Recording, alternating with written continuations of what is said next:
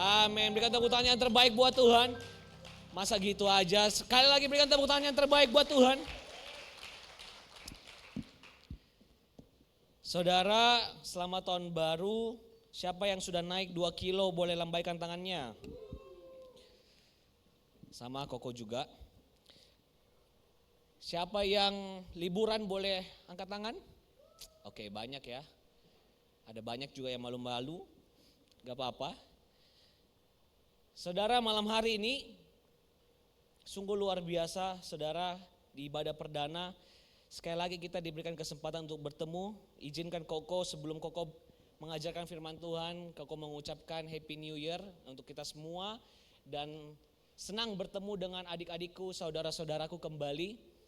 Bagaimana Koko, Cece dan juga seluruh leader-leader merindukan setiap saya dan saudara. Dan 2 bulan tanpa RPC itu sepertinya hampa. Yang percaya katakan amin. Berikan tepuk tangan dong. Kenapa kok sendu sekali? Ini ibadah nenek-nenek kah? Saudara, kita di sini adalah anak-anak muda yang saling membakar, saling mensupport, saling menguatkan. Yang setuju katakan amin. Maka dari itu saudara, 2 bulan tanpa RPC sepertinya kok hampa-hampa gimana gitu ya. Tetapi dengan mulainya minggu ini kita percaya api kita akan semakin berkobar di hadapan Tuhan. Ada amin? Berikan sekali lagi tepuk tangan buat Tuhan dong. Sampaikan kiri kanan, katakan semangat kok. Pukul pundaknya, yang ngantuk-ngantuk kasihkan tisu basah. Saudara ya, Koko berikan tema hari ini New Year, New Fire. Oke. Tahun baru, api yang baru. Oke. Siapa yang punya new resolutions tahun ini? Biasanya kan setiap kali tahun baru kita tulis-tulis kan, ada resolusi apa sih hari ini, tahun ini kan. Resolusinya ada yang mau kurus tapi tetap makan. Ya. Ada yang mau diet, 1 hari makan salad, besoknya sakit. Kembali makan KFC, who knows? Saudara ya, banyak macam-macam resolusi. Ada yang niat membaca, tahu-taunya baca komik. Ada niatnya mau belajar, mau sekolah lebih baik, besoknya sudah ketiduran bolos. Ya, kadang-kadang life happens ya. Saudara, resolusi boleh bagus saudara, tapi perlu disertai dengan tindakan pula. Katakan amin. Saudara, kenapa kok tulis di sini New Year, New Fire? Karena banyak kita yang sudah berganti tahun tetapi apinya masih api yang lama, hidupnya masih hidup yang lama. Oke. New Year resolutions-nya hanya bertahan 1 hari di 1 Januari 2026. Tahukah saudara, secara data dan secara aktual ya, membership gym paling banyak itu Januari, saudara.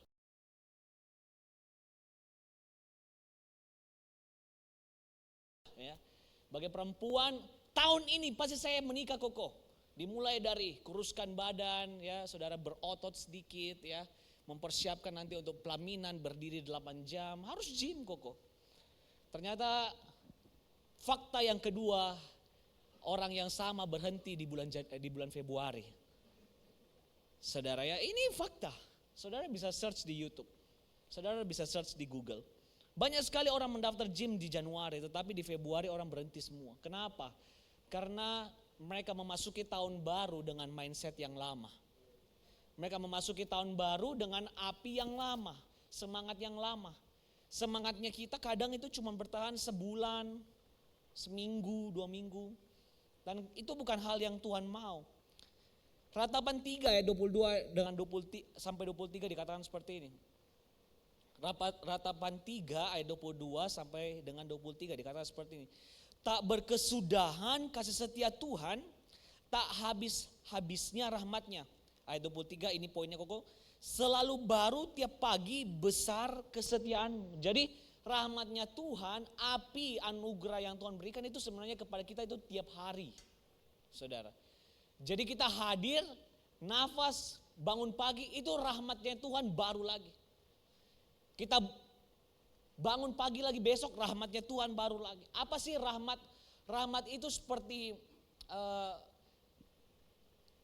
pekerjaan tangan Tuhan dalam hidup kita. Jadi kalau saudara hari ini, mungkin kemarin ada sesuatu yang tidak baik menimpa kepada saudara mungkin ya. Tetapi itu tidak selamanya terjadi menimpa saudara setiap hari. Tuhan akan gantikan hari yang baru, itu maksudnya rahmat. Artinya apa? Kalau misalnya saudara having a bad day itu tidak akan selamanya setiap hari, setiap minggu sampai berbulan-bulan, tidak. Karena ada rahmat Tuhan yang baru yang akan gantikan. Tetapi banyak dari kita, meskipun kita sudah terima rahmat yang baru, saudara ya, kita membawa itu dengan api yang lama. Kita masih hidup di pemikiran yang lama, di hidup kita yang lama. Apa artinya Koko? Di 2026 coba pikirkan. Pada tahun 2020, 2021, tahun baru saudara main kembang api, 2022, 2023, 2024. Setiap tahun saudara bikin resolusi. Setiap tahun saudara bikin cita-cita yang saudara mau capai di tahun tersebut. Pertanyaannya Koko, ada gak cita-cita yang tercapai? Kenyataannya banyak dari kita cuma resolusinya yang bertambah, cita-citanya tidak ada yang tercapai. Oke, mau kurus udah dari 2020. Termasuk Koko. Tahun ini baru kesampaian saudara. Tetapi cita-citanya resolusinya dari 2020. Pengen kurus. Ya. Apalagi pengen punya pekerjaan Koko, pengen punya bisnis. Resolusinya udah dari 2010. Tetapi bangun pagi jam 12. Itu yang Koko maksud New Year, New Fire. New Year, Old Fire. Artinya apa? Tahun baru tetapi hidupnya masih yang lama. Itu sama seperti saudara hidup dalam stagnansi. Saudara hidup dalam masa lampau. Artinya apa? Dari 2020 mungkin dari 2019. Resolusi saudara tidak berjalan-jalan. Saudara hidup aja di masa lampau. Tahunnya aja berganti, tambah 2025, 2026, tahunnya terus bertambah. Tetapi saudara tetap hidup di masa lampau. Saudara hidup di masa lalu. Kenapa? Karena tidak adanya progres dalam hidupnya kita. Dan Tuhan tidak mau kita hidup seperti itu. Makanya di sini Koko tulis sebuah quotes adalah stop living in the past. Stop living in the past. Artinya apa? Ayo ambil sebuah komitmen dalam hidupnya kita untuk memulai sesuatu yang baru dan really do it. Not just hoping, tapi really doing it. Saudara bermimpi punya motor misalnya, bagi teman-teman yang belum punya motor. Apa yang saudara harus lakukan untuk mencapai mimpi tersebut? Saudara harus bangun pagi, kerja, belajar dengan baik. Saudara mungkin datang dari background yang berkekurangan misalnya. Bukan untuk menghina atau apapun, Koko cuma memberikan sebuah contoh. Saudara mungkin datang dari sebuah background di mana keluarga saudara mungkin bahkan tidak punya motor. Terus Tuhan sudah kasih mimpi, Tuhan sudah kasih dorongan, semangat. Bahwa kamu bisa nak punya motor. Kamu bisa nak menjadi orang yang sukses. Tetapi yang saudara lakukan adalah menggerutu, malas, gak mau sekolah. Yang saudara lakukan bangun tidur jam 12, bangun tidur, ngopi, tidur lagi. Saudara itu tahun yang baru tetapi dengan mindset dan api yang lama. Saudara Koko encourage, dorong setiap saya dan saudara. Untuk saudara hidupmu itu progress. Ada orang yang pacaran toksik 5 tahun. Bingung Koko, kenapa bisa ada orang bertahan 5 tahun. Tahukah saudara kalau saudara berpacaran dengan orang yang salah selama 5 tahun. 5 tahunmu itu membeku. Waktumu itu membeku. Koko berikan sebuah contoh ya. Kalau misalnya ada seorang laki-laki dan seorang perempuan. Laki-laki ini Tuhan sudah ciptakan untuk perempuan ini. Dia belajar, dia menjadi laki-laki yang baik, kerja ada, hikmatnya ada, takut Tuhan, cinta Tuhan, pelayanan ia. Ini laki-laki yang Tuhan sudah sediakan. Tetapi pintarnya perempuan yang ini, karena perempuan ini terlalu banyak nonton Korean drama, terlalu banyak melihat TikTok, terlalu banyak baca buku-buku novel yang saudara tahu ya, seru loh kalau misalnya pacaran dengan bad boy dan lain segala macam. Akhirnya karena pemikirannya tidak sesuai dengan firman Allah, dia mencari laki-laki yang sesuai dengan pemikirannya, yang sesuai dengan apa yang dia lihat. Dia disakiti, dia diselingkuhin, diambil uangnya, diperas dan lain segala macam. Tapi dia rasa ini adalah hal yang benar. Dan dia pacaran selama 5 tahun. 5 tahun yang dia pacaran ini itu waktu serasa terbekukan, saudara. Karena laki-laki yang seharusnya buat saudara itu sedang menunggu saudara untuk berpisah dari orang yang toksik ini. Tetapi saudara punya pilihan, apakah saudara mau memasuki tahun ini dengan pacaran yang kudus, pacaran yang sesuai dengan firman Allah, atau saudara mau tetap hidup di pacaran yang toksik tadi yang Koko jelaskan. Koko siapa tahu dia berubah. Ini selalu mimpi pada perempuan. Ya. Perempuan itu selalu bermimpi, siapa tahu kalau dia dekat dengan saya, dia berubah. Kenyataannya saudara yang berubah. Kenyataannya saudara yang akan terpengaruh. Kenapa? Koko berikan sebuah penjelasan bagi perempuan, dengarkan baik-baik. Karena perempuan itu pada hakikatnya Tuhan ciptakan itu adalah sebagai seorang pengikut dari laki-laki. Jadi kalau laki-lakinya toksik, laki-lakinya suka bicara kotor, laki-lakinya suka kasar, secara tidak langsung saudara akan ikut traitsnya dia. Dan mungkin karena saudara berpacaran dengan dia, saudara akan tinggalkan Tuhan. Karena dia juga dekat dengan Tuhan. Jadi berat sekali kalau saudara adalah seorang perempuan dan saudara berharap laki-laki yang ikut saudara. Itu hampir tidak mungkin, hampir. Karena Tuhan menciptakan laki-laki itu sebagai pemimpin. Jadi ketika Tuhan menciptakan laki-laki sebagai pemimpin, kalian sebagai perempuan pilih pemimpin yang tepat. Pilih pemimpin yang sesuai dengan firman Allah. Karena kalau tidak, hidup saudara akan seperti dibekukan. Yang seharusnya Tuhan ciptakan saudara menikah umur 25 misalnya. Karena saudara pacaran toksik, saudara baru menikah umur 35 tahun. Mungkin dengan laki-laki yang sama. Tapi tertundanya itu sampai 10 tahun. Hanya karena gonta-ganti pacar yang tidak sehat dan lain segala macam. Itulah yang Koko maksud living in the past. Hidup itu, waktu itu tidak serasa berjalan buat kita. Karena apa? Karena kita tidak hidup progresif. Kita tidak berubah dari tahun ke tahun. Itu aja. Umurnya bertambah. Keriputnya tambah banyak, ubannya tambah banyak. Tapi hidupnya gak bertambah. Begitu juga dengan kita para pekerja. Sorry to say, hari ini Koko akan sedikit menekankan dalam hal ini bagi kalian yang mau bekerja. Coba lihat dari tahun ke tahun. Oh iya dari 2020 saya kerja. Anggaplah gaji 1 juta. Menjadi seorang cleaning service. Tidak apa-apa, it's a good start. Tetapi pastikan by the time saudara 2026, saudara jangan jadi cleaning service terus. Saudara mengerti yang Koko maksud? Kalau saudara dari 2020 jadi cleaning service, 2026 saudara tetap jadi cleaning service. Meskipun itu adalah pekerjaan yang mulia, saudara tidak bertumbuh. Ada amin? Begitu pula, itulah ada yang namanya tinggal kelas.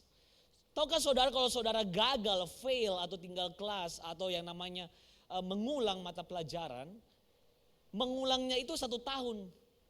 Tetapi yang saudara ulang adalah sesuatu yang tidak bisa kembali, yaitu waktu. Saudara bisa beli emas, saudara bisa beli perak, saudara bisa beli berlian, jam tangan mewah, mobil mewah. Satu hal yang tidak bisa dibeli di muka bumi ini adalah waktu. Oke. Jadi make sure saudara tahun 2025, 2026-nya harus lebih baik. Kalau saudara lagi bekerja, make sure saudara kerja dan aim for the best of your vision, of your talents, apa yang Tuhan berikan. Kalau saudara diberikan sebuah talenta misalnya menjadi seorang marketing, make sure saudara awalnya jadi marketing yang biasa, 2026 saudara harus jadi head marketing. Contoh misalnya. Otherwise kita akan menjadi orang yang stagnan dan hidup terus di masa lampau. Dan saudara untuk maju, untuk progres itu bukan hal yang mudah. Saudara harus banyak berkorban di dalam dirimu sendiri. Koko berikan sebuah ayat seperti ini. Yesaya 40 ayat 31. Yesaya 40 ayat yang ke-31. Kita baca sama-sama dengan suara keras. Yesaya 40 ayat 31, 1, 2, 3. Tetapi mendapat kekuatan baru. Mereka seumpama mereka berlari dan tidak menjadi lesu. Mereka berjalan dan tidak menjadi lelah. Ada orang yang cepat puas.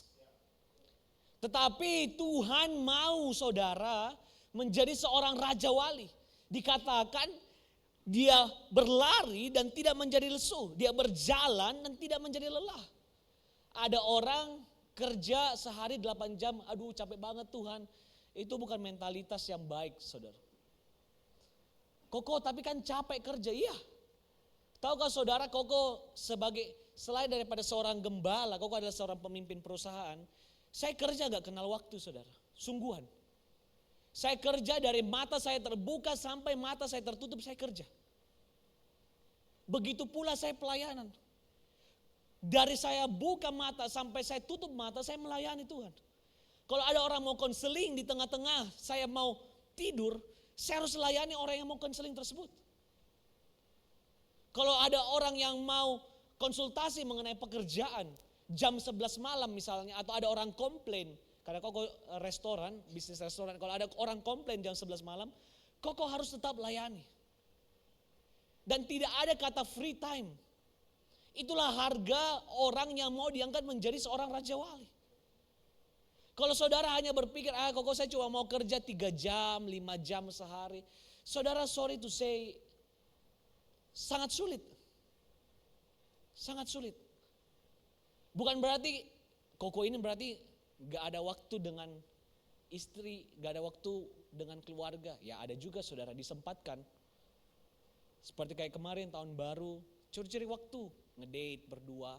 Karena tahu setelah tahun baru, back to reality. Tetapi ini yang Koko mau sampaikan. Kadang-kadang kita harus hidup itu seperti raja wali, jangan gampang lesu. Dan satu hal lagi mengenai raja wali, saudara perhatikan di depan ada gambarnya, ya raja wali. Saudara tahu raja wali yang sehat itu hidup dalam 2 fase. Yang pertama ketika dia bertumbuh, ketika dia dari raja wali kecil menjadi raja wali muda seperti kita anak muda. Oke. Disitulah prime-nya. Dia bisa terbang paling tinggi, disitulah sayapnya paling kuat, disitulah patuknya paling tajam, itu prime-nya. Tetapi ada fase kedua dari raja wali adalah ketika dia mulai menua. Dia sudah mulai umurnya sudah bertambah. Dan tahukah saudara untuk raja wali tua atau raja wali yang sedang menua tetap bisa seperti yang prime-nya atau kekuatannya seperti yang lama. Dia harus cabut bulu-bulu yang lama. Oke? Karena ini bulu sudah dia pakai dari dia lahir sampai dia muda. Dan bulu ini sudah capek, bulu ini sudah gampang rontok. Saudara tahu yang raja wali ini harus lakukan adalah dia harus patok badannya sendiri untuk cabut itu bulu. Agar bulu yang baru itu bisa tumbuh. Sama kurang lebih saudara punya gigi jatuh. Saudara pernah lihat ada orang yang tidak mau jatuh giginya? Dia akan terus punya baby tooth atau gigi kecil. Orang yang punya baby tooth tidak akan bisa makan kondro. Betul tidak saudara? Orang yang punya baby tooth tidak bisa makan babi. Babi kecap, babi goreng, pangsit mie dan lain segala macam. Kenapa? Karena giginya kecil. Dia cuma bisa makan bubur. Begitu pula dengan raja wali. Untuk dia maintain masa primanya, dia harus lepaskan ini yang lama. Bulu-bulu yang lama, bahkan saudara tahu ketika dia cabik badannya untuk lepaskan itu bulu, badannya itu juga ikut tercabik dan dia juga berdarah. Saudara. Tetapi itulah harga yang dia harus bayar supaya bulu yang baru, bulu yang lebih fresh, lebih kuat itu tumbuh dari badannya. Begitu pula dengan cakarnya, dengan kukunya. Saudara tahu dia harus patahkan kukunya, harus berdarah sedemikian rupa supaya kuku yang baru yang lebih tajam, lebih kuat itu bisa tumbuh. Kemudian sama juga dengan patoknya. Saudara lihat burung patoknya yang warna kuning itu yang tajam. Saudara, patok itu kalau saudara dipatok itu sama seperti gergaji yang patok saudara. Itulah kehebatannya elang. Begitu dia patok, apapun yang dia patok, bahkan tulang pun itu bisa patah. Dan patok ini saudara tahu apa yang terjadi? Dia harus hantamkan ke tembok, hantamkan ke pohon, supaya patok itu yang sudah panjang, yang sudah tua, yang sudah lembek itu patah. Supaya patok yang baru bisa muncul kembali, supaya dia bisa berburu lagi. Kalau tidak, dia akan punya patok yang lemah, patok yang tua, patok yang lembek.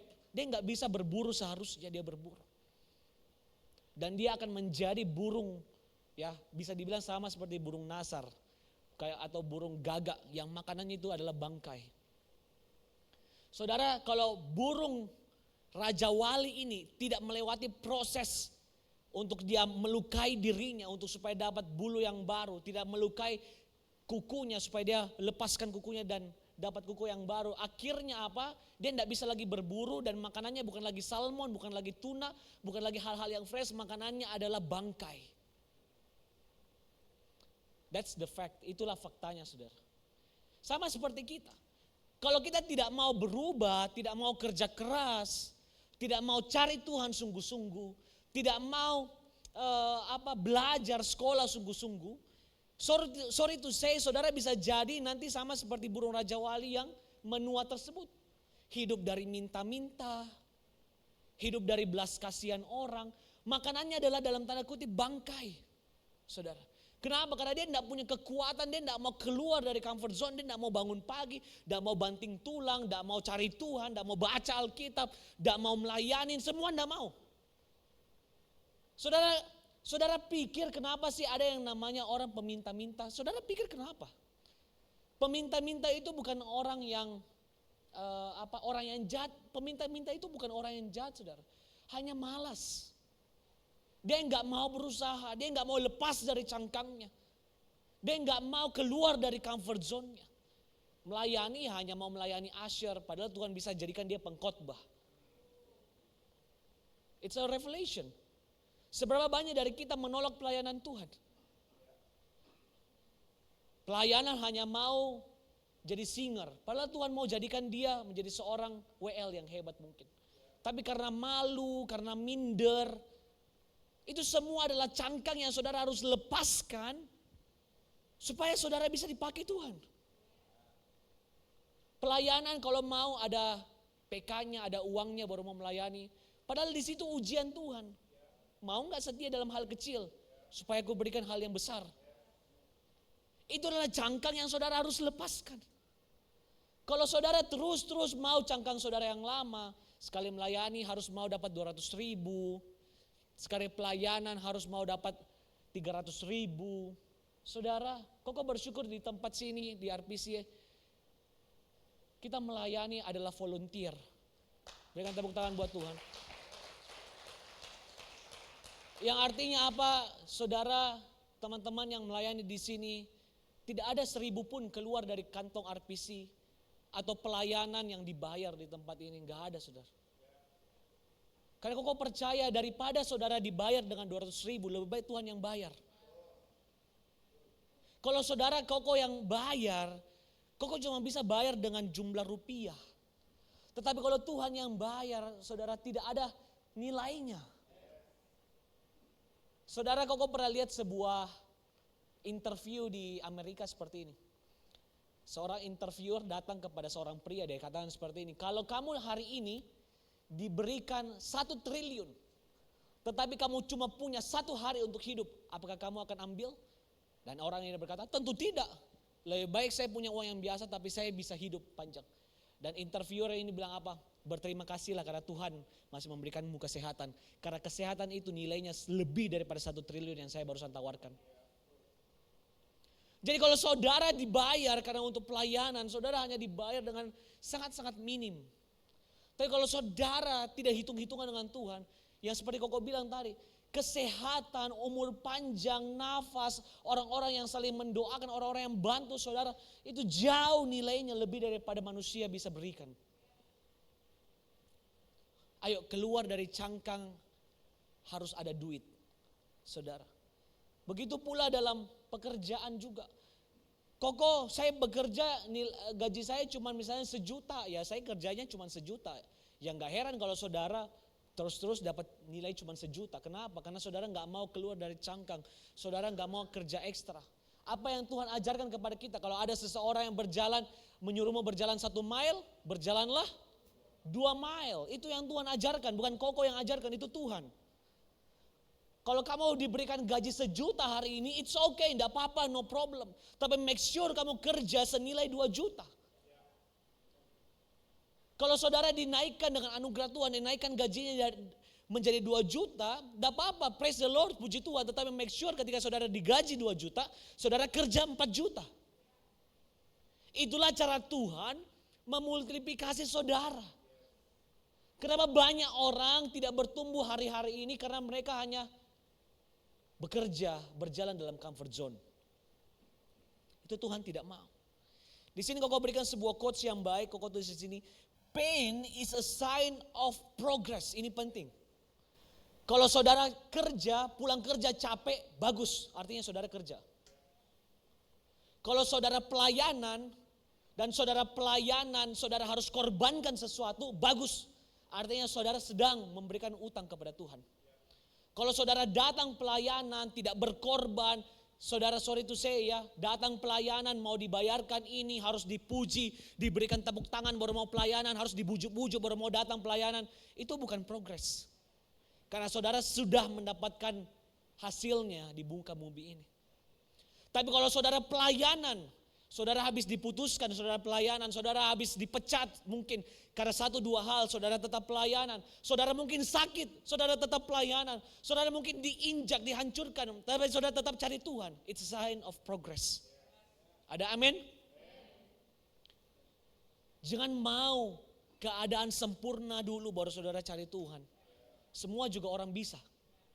Yang membuat saudara saya dan saudara berbeda adalah ketika keadaan tidak sempurna, kita tetap cari Tuhan. Ada amin?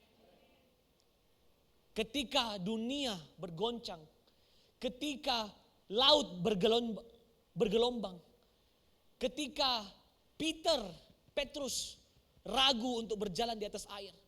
Dan dia lihat Tuhan, Tuhan aku tetap mau ikut engkau. Ada angin, ada gelombang, mau dibayar PK, tidak dibayar PK, mau diputusin, mau dihina, mau dicaci maki. Tuhan aku tetap mau berjalan kepada engkau. It's a sign of progress. Kalau saudara, Koko highlight di sini, kalau saudara pelayanan, saudara ikut Tuhan tanpa ada harga, it's not really a pelayanan. Itu sesungguhnya bukan pelayanan, itu hanya ngisi waktu kosong aja. Makanya Koko biasa tegur leader-leader mungkin ya, orang-orang terdekatnya Koko. Kalau mentalitasnya itu kayak apa ya, baby ya. Kalau baru bertobat sih gak apa-apa, tapi kalau udah pelayanan bertahun-tahun terus maunya dipamper itu maksudnya dipok-pok gitu seperti anak bayi. Udahlah, itu bukan zamannya. Ini adalah sebuah pengertian yang saudara harus tahu dalam hati saudara. Saudara, sebelum RPC seperti ini, saudara lihat kiri kananmu cantik-cantik, gagah-gagah semua. Sebelum saudara lihat PAW yang seperti ini, Koko dulu pernah pelayanan hanya 5 orang yang dengar. Saudara, Koko pernah dulu pelayanan 1 gitar 1 WL, 5 orang jemaat, pernah. Saudara, sebelum Koko seperti ini, mungkin teman-teman lihat, wih Koko ini ya dipakai Tuhan dan segala macam, semua kemuliaan buat Tuhan. Tetapi Koko mau buka satu hal. Koko pernah dulu KKR di Surabaya tepatnya. Koko altar call orang, tidak ada orang yang maju. Sakit. Koko bisa saja berhenti pelayanan detik itu.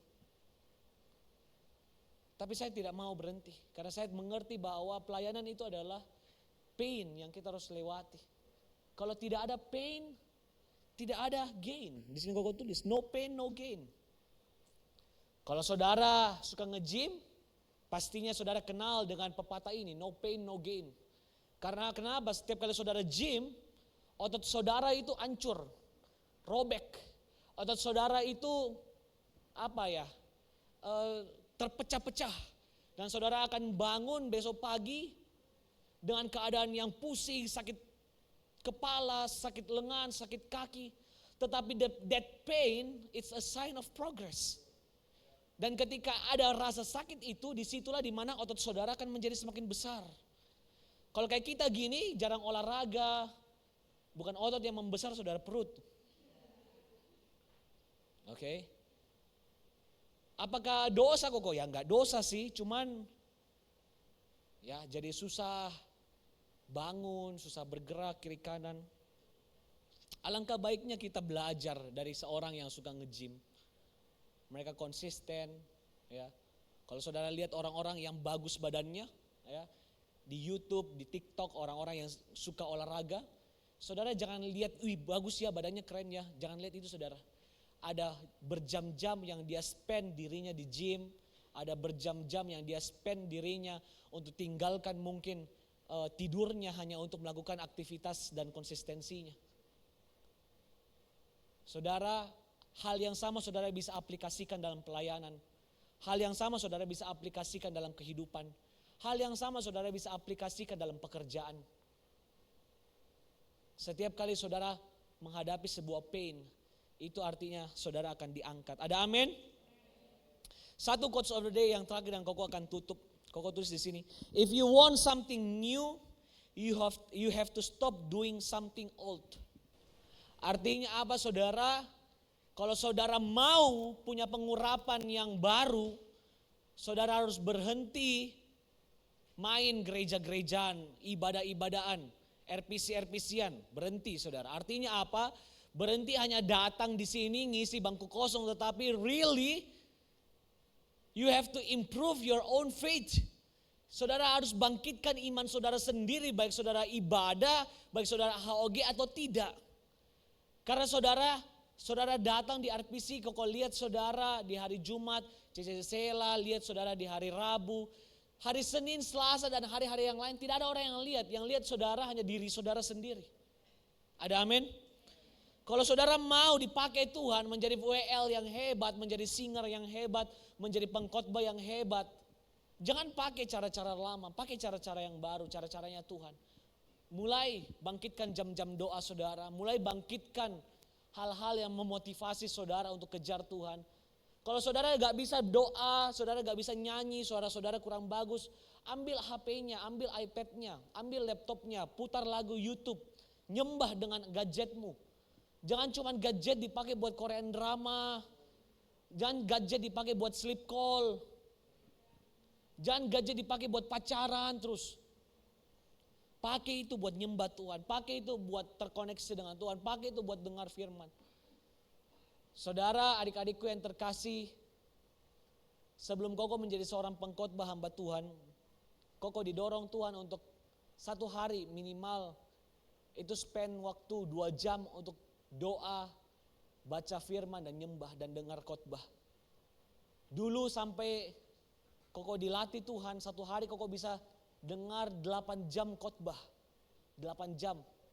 Di mobil, pulang ke rumah, lanjut sampai ke rumah, sampai malam, sampai jam 1, sampai jam 2 malam. Sebelum Koko dipercayakan mimbar ini di hadapan Tuhan. Jadi tidak ada sesuatu yang gratis di dunia ini, saudara harus bayar dengan ketaatan. Tidak ada sesuatu yang gratis itu dikasih dari iblis. Di gratis itu kalau saudara lihat dikasih dari pinjol, dari judi itu barang gratis. Taruhan, gambling itu semua barang gratis. Cepat datang, cepat pergi.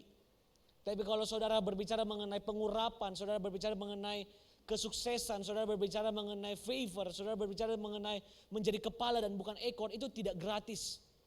Itu ada harga yang saudara harus bayar. Ada amin? Dan Koko berdoa di tahun ini, new year, new fire. Saudara jangan menjadi orang yang lama, jadilah Raja Wali yang senantiasa melalui saudara yang masa melepaskan cangkang dan bulu-bulunya yang lama untuk dia bisa terbang dan lebih tinggi lagi. Ada amin? Saudara, Koko jemput kita bangkit berdiri. Present worship boleh maju ke depan.